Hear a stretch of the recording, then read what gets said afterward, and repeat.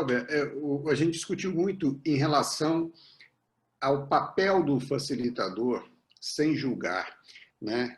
Como está lá o funcionamento, né, da modelagem simbólica, que a pessoa possui toda a sabedoria que ela necessita e a gente tem que respeitar isso. Que muitas vezes uma experiência semelhante para duas pessoas que estão no mesmo meio geram reações ou emoções totalmente diferentes, né? Então, a importância disso, da gente esperar que o processo aconteça naturalmente e que essa mudança flua, né? Vamos dizer, de dentro para fora, que a pessoa consiga buscar esses recursos e experienciar isso, né? Eu comentei com o pessoal que teve um fato interessante num acolhimento que eu fiz de uma pessoa conhecida, não foi nem um tratamento clínico, né? Quer dizer, foi na clínica e tudo, mas sem um foco de tratamento, porque era uma pessoa conhecida que não estava bem, foi uma sessão só. E ela entrou num loop que ela voltava lá no início, e eu continuei conduzindo o processo naturalmente, e na quarta vez que ela passou pelo loop, é que ela conseguiu sair, aí já saiu com um resultado, com uma paisagem totalmente ampliada, né? E foi um processo de mudança, assim, né? Muito rápido, mas ela voltava sempre, ela custou para chegar nisso. E, quer dizer, eu tive que ter a paciência de esperar aquilo surgir sem inserir nada, sem julgar, porque era um processo dela, né? Ela tinha que perceber isso. Então, nós discutimos muito nesses termos, né? De saber respeitar, de conduzir esse processo da forma mais limpa, né? E esperar que, né, os recursos surjam e que direcionem essa mudança internamente. E esse é um princípio que, pelo menos para mim, foi muito desafiador e ainda é muito desafiador, né? Porque a gente conhece tantas técnicas, tantas abordagens, tantas coisas, e é algo que levou para mim muito tempo para poder ser desenvolvido, para poder ser aprimorado, né? Você disse que a cliente passou por 3, 4 vezes pelo mesmo padrão. Isso é muito interessante. Ela precisou tomar conhecimento e rodar sua própria estratégia de vida, certo? Dentro da sua paisagem metafórica, 4 vezes até poder ter uma nova escolha. Ou seja, ela tentou fazer aquilo que ela fazia e repetia até o ponto em que ela decidiu internamente, junto com o seu organismo todo, junto com toda a sua sabedoria pessoal, mudar essa experiência. Isso é interessante, ter essa paciência para aguardar, para permitir que essa auto-organização aconteça por si mesmo, sem interferir, sem tentar forçar o cliente, é uma sabedoria, é uma sacada muito importante. O terapeuta que trabalha com PNL, o facilitador, ele quer literalmente uma descrição sensorial com VAC, né? VACOG, com as submodalidades, enfim. Ele quer essa descrição sensorial para poder modelar os processos subjetivos dessa pessoa, o funcionamento do mapa dessa pessoa, e depois criar uma solução para esse mapa. Mas quem cria é o terapeuta, é o facilitador. No caso de David Grove, não. Some a figura do terapeuta e o terapeuta é só um apêndice do organismo do cliente. O cliente, por ele mesmo, com seus próprios recursos, é que vai conhecer e implementar suas próprias soluções. O terapeuta, como David Grove fala, ele não pode deixar pegadas. A linguagem limpa, David Grove dizia, a linguagem limpa começa quando o ego do terapeuta desaparece. É bem profundo nesse sentido, né? E a outra pergunta, a outra expressão de vocês é sobre começar com não saber, né? Na modelagem simbólica, se inicia sem uma teoria, sem impor um fundamento, não é uma estrutura top-down, é de baixo para cima, é down-top. Você começa com clientes sem encaixar ele em nada, sem encaixar ele em análise transacional, nem psicodinâmica, ele não é porque ele teve algo no passado, você não tem nenhuma teoria para poder encaixar o cliente. Você só está com ele e o que é necessário naquele momento é criado naquele momento, né? Então, essas são as percepções que vêm por esses princípios. E não é fácil implementar essa ideia, né? Você confiar que o cliente vai criar sua própria solução. Será que parece algo fantasioso, né? Mas não é. É uma base de confiança. E essa base de confiança é do terapeuta, não é para o terapeuta dizer para o cliente: olha, eu confio que você vai resolver o seu problema com seus próprios recursos. Não, essa é uma base de crença do terapeuta. O cliente não precisa saber disso. Ele vai saber disso por sua própria experiência. Entenderam isso, gente? Não é para você falar: eu acredito, você tem tudo dentro de você. Não, pronto, já foi sujo. O cliente vai descobrir isso por ele mesmo. É um processo de autoexploração. E como eu havia falado, né, a gente pode utilizar as perguntas limpas e ainda assim não está fazendo uma modelagem simbólica ou uma linguagem limpa. O comportamento limpo ou a aplicação dos princípios limpos é o que um facilitador experiente reconhece em outro facilitador. E não dá para poder fingir que tem.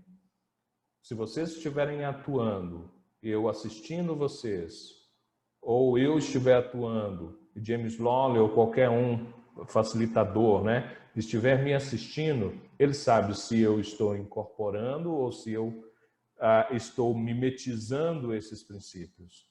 Se eu vivo aqueles princípios ou não, certo? O meu comportamento, isso é visível para olhos que compreendem. Então não é algo que a gente decore, é uma maneira de ser. É lógico que em determinado contexto, como um consultório, a gente vai utilizar mais. Noutro contexto de situações sociais podem não ser tão utilizados também, né? A gente não é limpo o tempo todo. Há diversas situações em que são necessárias as nossas opiniões, são necessárias as nossas instruções, mesmo em psicoterapia, né? Há situações, por exemplo, de psicoeducação, para um determinado contexto, em que pode ser útil para você, como terapeuta, fazer o seu processo de instrução do seu cliente, né?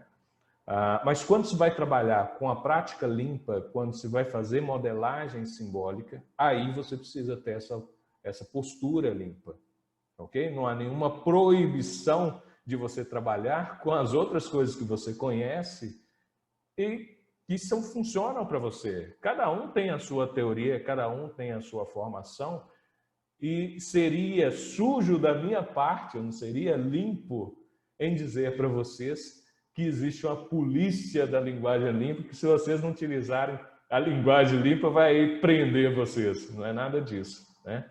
Porque a comunicação humana exige diversos meios, diversos tipos de linguagem. Não é assim? Se a pessoa está lá caindo no buraco e você fala o que você gostaria que acontecesse, pronto, ela caiu no buraco. Mais útil é você falar para pegar ela e auxiliar ela de alguma forma. Não é assim? Então tem contextos em que se aplica e tem contextos que não. Nas nossas relações interpessoais, pode ser muito útil trabalhar de forma limpa, lidar, se relacionar de forma limpa com outras pessoas, com menos preconceito, com menos julgamento, procurando compreender o ponto de vista dessa pessoa, a compreensão de mundo dessa pessoa. A neutralidade é um farol, dá direção ao processo, mas é impossível em qualquer metodologia ser totalmente neutro e não influenciar. Tudo influencia. O simples fato da pessoa estar ali diante de você ou com você já está influenciando ela de alguma forma. Entretanto, a influência que se quer evitar para o David Grover é a influência de impor as suas próprias opiniões, certo? E as suas próprias metáforas sobre a metáfora do cliente. As nossas interpretações, as nossas soluções Então, isso é literal na modelagem simbólica, é literal na linguagem limpa. Simplesmente não se faz. Então, o Rogers, ele buscava ser neutro, mas quando o cliente contava as coisas para ele, ele devolvia para o cliente, e quando ele devolvia para o cliente, ele devolvia uma pergunta, mas como uma interpretação, uma paráfrase a partir daquilo que o cliente disse. Ele sujava e contaminava nesse sentido, ou seja, ele mudava muitas vezes a interpretação, as palavras do cliente, e o cliente tinha que sair da sua própria experiência e aceitar ou não a sugestão que o terapeuta dava, certo? No caso do David Grove, não existe essa influência, esse tipo de influência. Então é clean, porque a agenda, as palavras, as crenças do terapeuta não são impostas direta ou indiretamente ao cliente. Sobre maiêutica, socrática, a modelagem simbólica ou a linguagem limpa é antimaiêutica, é o contrário da maiêutica, certo? Se a gente for observar a maiêutica, a gente vai pegar dentro de processos tradicionais, por exemplo, tem na TCC, na cognitiva comportamental, mas se a gente pegar na PNL, tem o metamodelo. Isso seria o questionamento para poder encontrar a verdade dentro daquela comunicação subjetiva em si, né? Estrutura profunda, como se diz. No nosso caso, não. Então, a gente não está criando nenhum tipo de atrito com o cliente, ou interpretação, ou criando perguntas a mais, certo? Para poder provocar de alguma forma, como se faz na terapia provocativa, se faz perguntas para desconcertar, ou na Gestalt também, né? Você faz perguntas para desconcertar e deixar a pessoa aberta para ela ser autêntica. Então, nada disso é feito dentro da modelagem simbólica. É um processo é um processo limpo, né? É um processo em que não há influência, uma intenção de modificar o cliente. O cliente, a única coisa que ele tem a mais são as perguntas limpas que não incorporam metáforas pessoais e não interferem na experiência e as metáforas no cliente. O cliente literalmente vai escutar, ou melhor, ter a sua atenção direcionada para suas próprias palavras o tempo todo. Então, nós convidamos a atenção do cliente o tempo todo a se voltar para as próprias palavras, as próprias experiências, as próprias metáforas. Só isso. Essa, respondendo ao Daniel, é a modelagem que nós fazemos, certo? Então, nós modelamos a atenção do cliente em tempo real. O cliente, quando é modelado, se automodela. Aí ele faz uma modelagem um pouco diferente. Ele compreende os seus padrões de funcionamento e aquilo que está acontecendo diante dele, através das suas próprias metáforas e sua experiência revelada na linguagem. Então, esse é o processo que a gente faz. Eu teria uma pergunta, posso perguntar? Pode. Eu até fiz essa pergunta no chat. Me permita chamar de você, Welber, por favor. Posso? Você, Welber, em muitos momentos coloca como não há nenhuma intenção, ou seja, não é intencional o processo que se estabelece com a utilização da modelagem e da linguagem limpa. Mas essa intencionalidade, será que ela já não é inerente ao próprio cliente? E você, como facilitador, de uma certa forma, indiretamente, já não está levando a essa intencionalidade de mudança? Porque se ele chega lá, ele tem uma intenção. Geralmente é para mudar. Pensa-se que se é para manter, ele nem sai de casa. Né? Aí se eu vou lá, já que é isso, então estou aqui para lhe fazer essas perguntas. Então acho que, no meu entender, indiretamente, a gente está ajudando uma transformação e uma mudança que já vem de casa do próprio cliente. Me parece assim. O cliente, ele naturalmente vai sair da casa dele para se mudar. Então, essa intenção de mudança é uma intenção dele. Quando é tratada essa questão de intenção quanto ao cliente, e essa necessidade de neutralidade, isso é literal para a gente. É óbvio que eu, como terapeuta ou como facilitador, eu quero o melhor para o meu cliente. Só que no processo de facilitar, eu não posso impor a minha vontade para o cliente, a minha agenda para o cliente.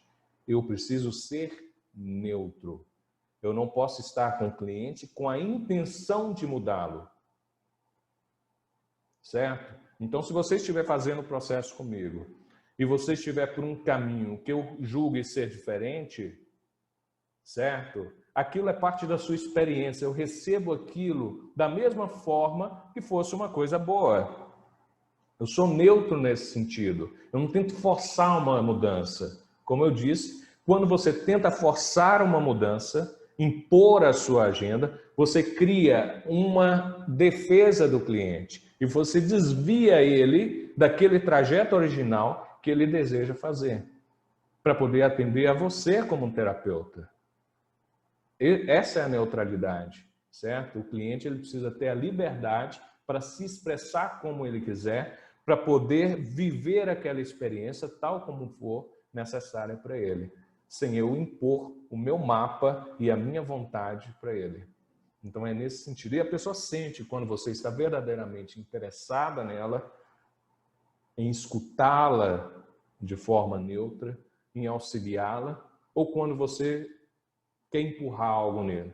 Na hipnose a gente tem um termo chamado faculdade crítica, né? A gente tem que ultrapassar a faculdade crítica. Por quê? Porque nós queremos impor, influenciar a nossa agenda a outra pessoa. Na modelagem simbólica não existe faculdade crítica, porque nós somos neutros. Certo? Então não existe resistência do cliente nesse sentido. Uma perguntinha, só uma dúvida. Você falou que você não vai influenciar a pessoa, você não quer a mudança, mas você às vezes vai direcionar o foco dela para onde você quer. Ou seja, tem aquela influência, vamos dizer, eu não vou querer facilitar uma mudança nela, mas às vezes você vai querer com as perguntas limpas que ela se atente a algum recurso que ela tem. Então você acaba assim, como se diz, direcionando ela de alguma forma para algum recurso que você quer mostrar, ou seja, você está influenciando ela de uma forma, não forçando uma mudança, mas levando aquilo que você às vezes considera como importante para ela perceber dentro dela. Vamos dizer, você achou que aquela palavra que ela falou é uma palavra, um diamante, então você vai querer começar a aprofundar naquilo lá. Então você está direcionando ela, né, levando ela com aquele guia para ela analisar aquilo que ela deu. Então você está de uma forma ou outra influenciando, mas não para uma mudança, mas levando ela para uma atenção que você deseja, não? Acredito que a palavra certa é curiosidade. Eu, como modelador, um elemento tanto na minha voz quanto no meu comportamento é sempre de curiosidade. Eu sempre utilizo, gente, uma metáfora do peregrino e o cego. Nós, como facilitadores, somos cegos. E o cliente é um peregrino, ele está caminhando. E o deficiente visual, o cego, o que ele vai fazer? Ele vai pegar no ombro e o cliente, o peregrino, vai guiando, falando o que tem na estrada. Nós fazemos perguntas para saber o que esse cliente está olhando. Ele nos dá uma frase com várias palavras. A gente pergunta sobre uma palavra para tornar essa palavra mais clara, o significado idiosincrático dessa palavra, ou seja, aquilo que é único para o cliente, claro dentro da consciência dele. Com a clareza em relação àquilo que ele disse, incorporando isso dentro da experiência dele, ele vai poder ter uma facilidade de compreender melhor a paisagem que está em volta dele. Esse é o único objetivo nosso. Nós não temos como saber o que é aquela palavra. Talvez o diamante que a gente julgue ser recurso pode ser a origem do problema do cliente. Então não tem como a gente saber, não tem como jogar nem a emoção do cliente, certo? Então a gente busca ao máximo ser neutro nesse sentido.